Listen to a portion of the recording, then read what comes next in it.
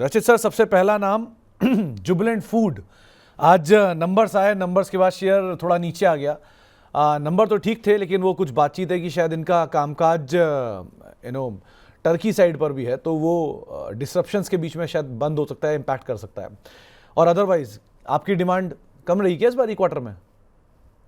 नहीं नहीं सर, देखिए जुबलेंट फूड, मैं तो आपके कारण आपके परचूनों पे चल रहा हूँ सर। और आपके परचूनों पे चलने के कारण क्या है, ओवर द वीकेंड मेरा घर पे रहना बहुत कम हो गया, बिल्कुल आपकी तरह। तो मेरे तरफ से तो ऑर्डर जरूर इनका कम ही हो गया है। और देखिए सर, ये जो बात है ना टर्की वाली, ये भी इनके लिए एक चिंताजनक बात है, बिकॉज अराउंड 30% रेवेन्यू इनका जो है वो वहां से आता है। और आपने देखा हो कि टर्की में जैसे ही करेंसी डीवैल्यू हुई थी, उस टाइम भी इसमें एक आपको डिप देखने को मिला था। मैं समझता हूँ यस, ये प्रॉब्लम अभी आपकी और बरकरार बरकरार रह सकती है। And in time to come आपको ये और 620 से 580 रुपए तक के लेवल पे भी आता हुआ दिख सकता है। तो हो सकता है थोड़ा सा यहाँ पे प्रेशर और एक्सटेंड होता हुआ दिखाई पड़ सकता है जुबिलेंट फूड के अंदर। दो ब्रोकरेज हाउसेस के नोट्स जो हैं वो अलग अलग तरीके से यहाँ पे इसको डिकोड करते हुए दिखाई पड़ रहे हैं। कुछ और नंबर में एक ब्रिगेड एंटरप्राइजेस, यहाँ पर भी नंबर आए हैं, मुनाफा करीब 19% 20% बढ़ा है, लेकिन स्टॉक में रिएक्शन थोड़ा सा उलट साइड पर यहाँ पर भी आता हुआ दिखाई पड़ा है। कैसे आप रीड कर रहे हो ब्रिगेड के नंबर्स के बाद सिचुएशन? सर देखिए, ब्रिगेड के नंबर ठीक थे और नंबर के पहले थोड़ा सा रनअप आ गया था, उसके चलते आपको प्रॉफिट टेकिंग थोड़ी, मतलब रनअप के कारण ही आपको थोड़ा सा ट्रेंड रिवर्सल देखने को मिल रहा है। But in the very at the very face of it कोई बहुत ज्यादा टेंशन वाली बात नहीं लग रही है। ये थोड़ा सा आपको हो सकता है अभी, ये जो पर्टिकुलर आप मूवमेंट देख रहे हैं 1026 तक भी आपको, या 1020 तक लेके जा सकता है। बट वहां से रिवर्सल आएगा और ये 1130 रुपए तक आपको आता हुआ दिख सकता टाटा पावर, नंबर्स इसके भी आए, बात इस पे पहले भी हुई है, लेकिन नंबर्स के बाद बाय है ये अभी? है। देखिए बिल्कुल टाटा पावर बाय है, और बाय का मैं आपको ऐसे भी बोल सकता हूँ सर कि अगर आप अब अपनी फ्रेश पोजीशन बना रहे हैं और पहले आपने नहीं बनाई थी, तो यहाँ पे अराउंड 40% या 50% अपनी पोजीशन लें। और फिर 50% पोजीशन आप 360 के आसपास आए वहां पे लें।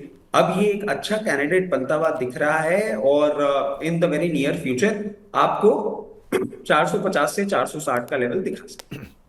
तो 450 460 तक के लेवल आते हुए दिखाई पड़ सकते हैं।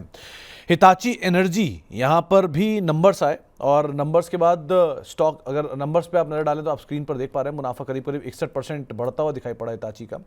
और अदरवाइज स्टॉक के अंदर जो रिएक्शन है वहाँ पर भी थोड़ी सी सिचुएशन डिसमल है। आप कैसे देख रहे हो इसको? तो देखिए, मतलब नंबर्स देख के अगर आप बोले तो मैं खुद ये सोच रहा था कि अब यहाँ पे आज आपको अपसाइड देखने को मिलेगा, बट नहीं मिला।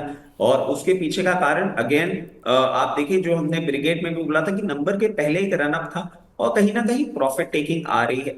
बट अब आपको करना क्या चाहिए, अगर आपके पास पोजीशन है तो मेंटेन करें, अगर नहीं है तो थोड़ा सा, और ये 15,700 चल रहा है, हल्का सा और डिप आ सकता है, 14,750 14,800 की रेंज में आपको मिलता है, वहां पे आप एंट्री ले सकते हैं। और अगर आपके पास पोजीशन है तो उसको भी बरकरार रखें। In the very near future आपको ये 16,800 तक का भी मूवमेंट करता हुआ दिखा सकता तो आपको राय हिताची पे दी गई है। एक ई क्लर्क्स को और देखिए, नंबर भी अच्छे हैं ई क्लर्क्स के, और नंबर्स का रिएक्शन भी स्ट्रांग है, 11% ऊपर है। सो आईटी में, स्पेशली मिड कैप आईटी में, क्या नियर टर्म बॉटम देख लिया हमने?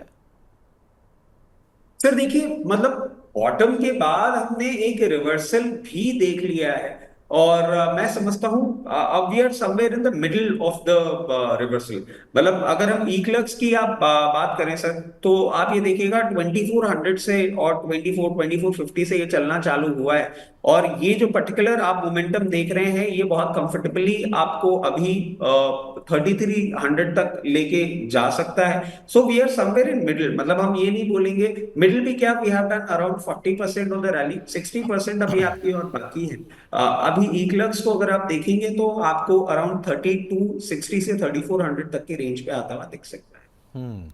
और लास्टली वेंट इंडिया, कम चर्चा होती है स्टॉक की, लेकिन जर्मन इनका जो पेरेंट है, क्योंकि ये क्यूमी यानी कि कार्बोरंडम यूनिवर्सल और जर्मन पेरेंट के बीच का जेवी है।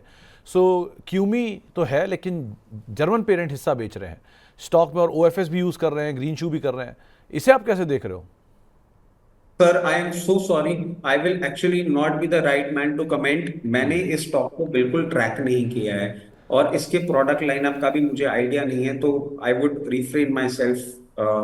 मतलब मैं कुछ भी बोलूंगा गलत हो जाएगा, but Sumit sir I am pretty sure आपको जरूर पता होगा, तो आप थोड़ा सा मुझे बताएं ताकि कहीं और बात हो तो मुझे पता रहे कि क्या नहीं है। नहीं, ये जर्मन जाइंट है एंसिलरीज की और प्लस मैकेनिकल प्रोडक्ट्स की।